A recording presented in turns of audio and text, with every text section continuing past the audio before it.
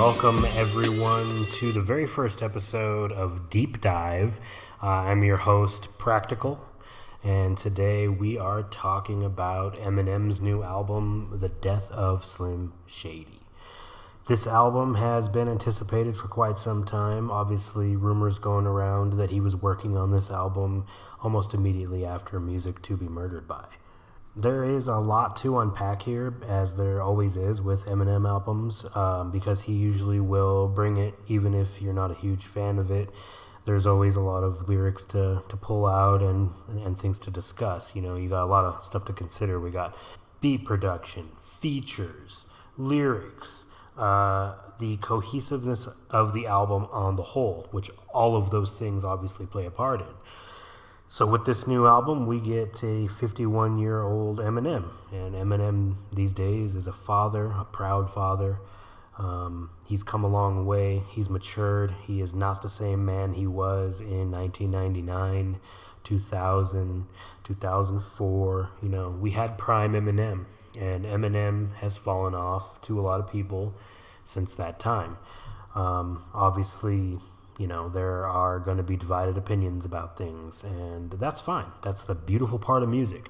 You have the one side that's going to be very much supportive of the album, and you have the other side that's just going to be like, look, I got to be honest, this thing is not for me.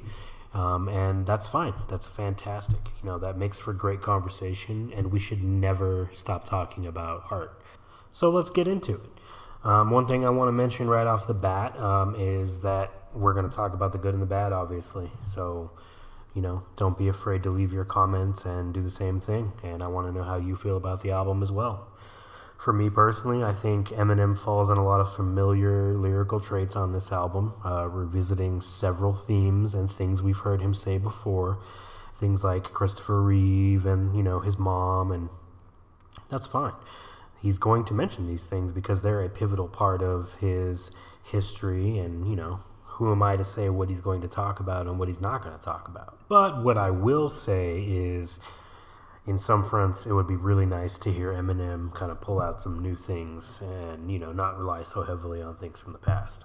But, you know, that's not really a good representation of this entire album. It just happens a few times throughout. And I remember stopping, thinking to myself, why'd you go there again? Or, you know, it is what it is. So go in with an open mind, because this could very well be the last Eminem album we get. Enjoy it, you know, dissect it, feel how you're going to feel, but overall try and give it a shot, you know. So for me personally, I think one thing that really stands out here too is going to be things like features. You know, it doesn't feel jam-packed. It doesn't feel like it's overdone. I don't feel like Eminem is just a feature on a lot of these songs. I think he actually feels like a very cohesive storyteller again on this album. And that's really been something that he's been lacking, that focus, that drive, and the production meets him halfway here. And the two of those things complement each other perfectly. And that, again, has been something that he has really struggled with in the last 4 or 5 albums. And it's one of those things that speaks to Eminem's character, because he loves hip-hop so much. So he would go choose new producers, new up-and-coming artists to kind of amplify what he was trying to do at the time and give them that shout-out and give them that kind of love and see where the two of them could, you know, meet up in a collaboration. And you got to respect it. Whether you like it or not, you got to respect it, because that man lives and breathes hip-hop. I think he's just always been one of those thirsty guys, and I really admire it, because he is someone who pays really good attention to the genre, and that's just respectable, like I said, at the end of the day. So anyway, as we talk about the album, we have Eminem kind of pitting himself against his past self. You know, we have the more mature Eminem versus the more angry, bitter Eminem, or Slim Shady, I should say, because it's really the dynamic of those two personalities clashing and having it out in 2024. And obviously the world is a very different place than it was when he first hit the scene. Obviously he has a lot harder of a time hitting that shock value. I mean, he still will. There's several instances on this album where little people and, you know, transgender people are brought up, probably not in the best light. But there's that dynamic of the mature Eminem / Marshall Mathers voice kind of battling Slim Shady out and saying, like, look, you can say these things, but that doesn't always mean you're right. It doesn't mean they're always, the nice thing to say, the appropriate thing to say. And it's kind of an interesting dynamic given Eminem's history. He was always that shock rapper. So this album is definitely steering you in that direction for 2024 to try to hit those notes. But then it's kind of bitch slapped on the back end by Marshall Mathers, and it's very cool. It's a very cool concept, and it rolls out pretty well. Now, I will say that this album is very top-heavy, though. I feel like it's one of those things that starts really, really strong and maybe fades out a little bit too early. Like, you can expect that kind of thing to happen a lot of times, but Eminem is usually known for his just absolute banger closeout tracks. Even on some of his lesser albums, those are still some of the standout songs over everything. And this time it's not so much. This time it literally is like, shit, I don't want to skip this track, I don't want to skip this track, I don't want to skip this track, and then boom, you start to get a little bored, And that doesn't mean those songs are bad. It's just the complete run that he's doing on the first 10, 11 tracks, basically up to Houdini and a little bit after, are stellar. They feel like old and new Eminem. You're just bobbing your head. You're into it. You're really enjoying the overall vibe. And the connectivity of those beats, they all feel like they were intended for the same album, and that just really ropes you in there. And that is what you want from an album, especially a concept album. And let's be absolutely clear, all of Eminem's styles are represented here. The features are sparse, and when they do appear, they actually follow his lead perfectly, and they feel like they were discussed and everyone was on the same page, and it's just like, let's deliver this banger, and boom, there's that banger. You feel it. And that's such a great feeling today in hip-hop, where I think, just in music in general, where we're all about dropping single tracks, and that's the real hype, and the album kind of always falls short or by the wayside, or it doesn't feel like a classic, or you just don't really see too many albums talked about. I mean, obviously you do still, but back in the day, you'd have people releasing just album after album, and you just couldn't even keep up sometimes. You had a great new album from Eminem, and you had a great new album from, all of the more popular artists at the time, and that's kind of something that lacks today. I mean, obviously there are those moments where it still occurs, but like I said, it's sparse, it's fewer and far between.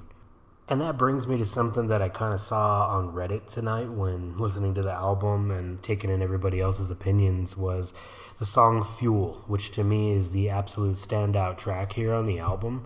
I think it almost should have been a single, but I'm glad that it wasn't, just because of the surprise that it was. J.I.D. absolutely kills it on this song. I've never even heard that guy before, and admittedly, I'm going to go listen to his discography. I think he absolutely brings it to the table and just destroys that shit. And one of the things I saw on Reddit was the comment of, people saying, remember when Eminem was the guest on Jay-Z's Renegade and Eminem absolutely murdered Jay on his own shit? That's what J.I.D. did here with Fuel.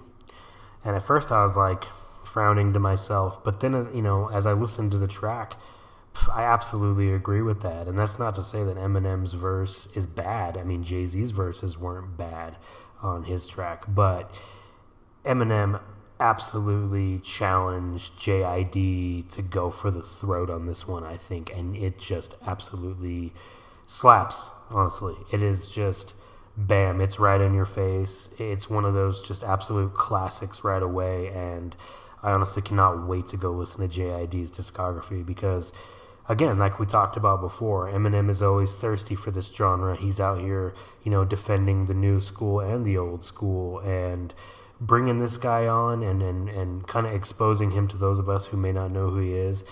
Look, I'm an old head, so I don't necessarily hear every single thing that comes out these days. Obviously, there is plenty of stuff I listen to and I enjoy in the new school, but something like JID I just had not gotten around to yet, and it's not that I didn't want to, but this is going to definitely push me there. And him exposing JID this way on this album, I think, is huge because the guy is just absolutely killer. I cannot stress that enough. So, with that said, I do want to talk about some of the more standout tracks. The first track, Renaissance, definitely has that old school Eminem sound and feel. In fact, I thought to myself while listening to that shit that, oh fuck, this is probably just a leftover track from those days. But then he starts making some more modern references, and I'm like, oh shit. So this guy, he can still do it. He can still do what people want. It's just, I think what Eminem is going for is like, he does not want to be trapped in that time machine of back in the day. And he has said that before in so many words, in multiple words, because, that's what he does. And I think a lot of us have been divided. There's that very supportive minority of people who are cool with what he does every time because we're just fans of Eminem and we're going to like those tracks and like those songs and still discuss it and stuff. And then there's just the other people who, if you look online, is a very big majority where they don't really like modern Eminem, and they think he's been kind of done or hashed since the Eminem show and even Marshall Mathers LP to some extent for some people. So, you definitely are going to have that mixed bag, but I think Renaissance kind of will please that crowd, which is what we want, right? We want everyone to love this album this time and for Eminem to, still be relevant for at least another album maybe, but this could be his last. So, like I said, let's just appreciate it. And then we got Brand New Dance, which is just another song that feels like it could have been recorded back in the Encore era, and the song to me is an absolute banger. It sounds great, and it feels like old school, like I said. So you get that feeling, that nostalgia rush there a little bit, and he's obviously going for that because he's heard the backlash. The man is on social media as well. He sees these things, and he's going to try to fix these things or right these wrongs, at least to an extent. But that does not necessarily mean that he is bowing to the people that dislike his shit. He is just, this time, going for an all-out, I'm going to please my entire fan base, old and new. And that's why I really love the tracks Evil, Lucifer, and Antichrist. Those 3 songs are such a solid 3-song block, and they're definitely some of the most standout tracks on the album. I mean, to me, those are personally like songs that matter for the modern Eminem era, and they got a variation of flows on them, and the battling between his 2 personalities is the best and most conveyed in these 3 tracks. And I think it's been a long time since he's had 3 songs together like that feel like they're connected and tell a story or, give us an idea of what's going on in his head. And I just cannot stress those 3 songs enough. And then obviously we talked about Fuel, so I won't go back into that too much. But again, just such a banger. I love that track. That has got to go on my Eminem playlist almost immediately. And then we have Guilty Conscience 2, which was a surprise when the track list was revealed. And I don't know what I expected. I guess in my mind I was thinking, okay, we're going to have another back and forth between Eminem and maybe Dre, or maybe Kendrick, or some surprise, right? But it is kind of that way, but it's more of a bar-for-bar song between Marshall and Slim Shady. And I think, damn, does it land. Again, it's just an absolute banger, and it's obviously not one of those songs that you're driving down the road, wanting to bob your head and just jam the fuck out to a song. It's not that type of song. It's more of a, I'm going to smoke a bowl, get into a deep trance here and listen to these bars and just get lost. And I think I love that. I think it's kind of a rare thing for rap albums these days to do that. I shouldn't say rare, but more uncommon. Everything is always so hook based, so it's really nice for this track to be that good and not have some kind of catchy hook. And once again, the beat and the production, it just follows suit so well, and it fits so well that blown away by that one, and I love it. I love that track.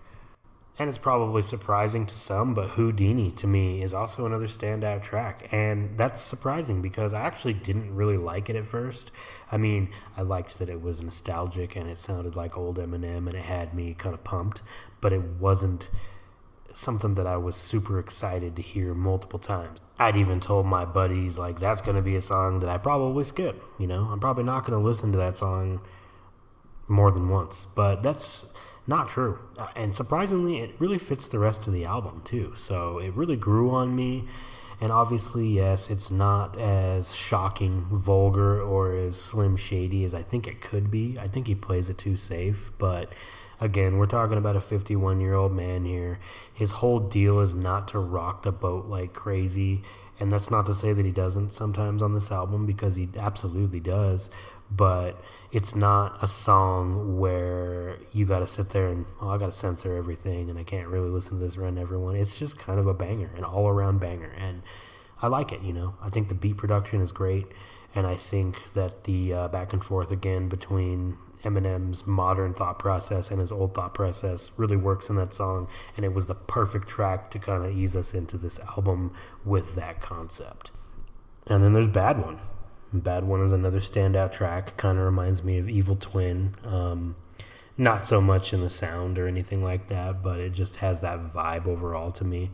And those are the deeper cuts. Songs like Evil Twin and Bad One, those are the ones that really let you inside Eminem's head. And he's not trying to shock you too much. He's literally just trying to bring you along with his thought process. And I really appreciate those tracks myself, personally. The Skylar Grey feature is what it is, kind of. She's got her fan base, and I think she has a great voice, but I don't always personally think she meshes well. She does mesh well this time. I do think it fits the album, but again, as the album progresses, it kind of falls off. It's not as hit after hit after hit, and that Skylar Grey track is very late into the album. So I wouldn't call it so much a standout in terms of the way I would consider those other tracks, but I definitely would consider it a standout as a Skylar Grey feature that to me does not feel as cheesy, because Skylar Grey to me is one of the things that makes his albums seem cheesier. And it's not because she's bad, it's literally just the way she sounds mixed with his stuff, which is a weird thing to say because she does fit his, I guess, aesthetic is the word I'm looking for here, but I don't think it's always necessary to have her there. Now, granted, she's only on the one track, so it's not the end of the world. I'd like to see him have some other people in there and mix it up a little bit, and like he does with the modern rap community, I'd like to see him do with the modern pop community and maybe feature some other up-and-coming pop artists, or even a couple classics, but just give some other people some features for tracks like that. But overall, I still think it was a solid track, and I think Skylar did a great job. And that brings me to the album's hooks, which I think are actually fantastic on this album, because it is that classic Eminem on his own hook, layered vocals, just giving it his all. And that's, to me, what really makes an Eminem album sound like an Eminem album is, having Eminem. It's fucking wild, right? But when you think about it, it's things like the equivalent to, having a Batman movie where Bruce Wayne is only in the movie, a handful of times, and most of what you see is Batman. That's what people want to see, like the Batman with Pattinson. He is Batman through that whole movie. Just like that, this album is Eminem through the whole album, and I like that. I think it works. I think it finally feels almost classic-ish. I'm not necessarily saying this album is a classic, but it might be. I mean, it might be. It's going to take a couple more listens to decide that, but I do think that it's worth noting that, this is the Eminem we've all been hungry for, and in turn, he's very hungry for us to be receptive of that again. That's, at least that's what I take from the album, or how I feel about it personally. So overall, my closing thoughts on this album are just that Eminem brings it, the features bring it, and it's a great vibe. I mean, I listened to it twice in a row, and a lot of time I had a smile on my face, and a lot of time I was just vibing to the song, bobbing my head, feeling like, holy shit, Eminem still got it. And, that has not been the consensus for his last 5 albums, I would say. I mean, some people are a fan of Relapse. Look, I'm personally a huge fan of that album. I usually rank it at number 4 under his 3 classics. But there is that fan base that thinks that was the start of his actual decline. And, some people go as far back as Encore to say that. And I think there are merits to both of those things, but I also think it's important that we can't constantly compare new work to old work, because people grow. You and I grow. Artists grow. Everyone is going to start feeling differently and wanting to try different things. Eminem is no different in that regard. So do you think it's an instant classic? Do you think it was worth the wait? Do you think that Eminem is back? Do you think that this is his last album? How do you feel about it? Where would you rate it? Where would you place it in your ranking of his albums overall? I myself give this album an 8 out of 10. I think it's solid. I think it's very good. I think that he brought it. I think that, I was hyped for it, and that hype paid off, and I'm glad I wasn't super disappointed. But I'd like to know how you feel. Leave your comments anywhere I've got these videos streaming or these podcasts streaming, and I will read the best responses. I will get in contact with you personally, and then we will have a segment probably each week featuring, some of your thoughts and how you feel about albums and stuff like that. So going forward, like I said, I really appreciate everyone listening to the podcast. And frankly, I think it's a lot of fun to talk about this kind of stuff. And, there is always something to talk about in the world of art. So whether it be new video games, music, or movies, Deep Dive with Practical will be where it's at. So thanks, guys. Appreciate it. Have a great day, and we'll talk to you next week.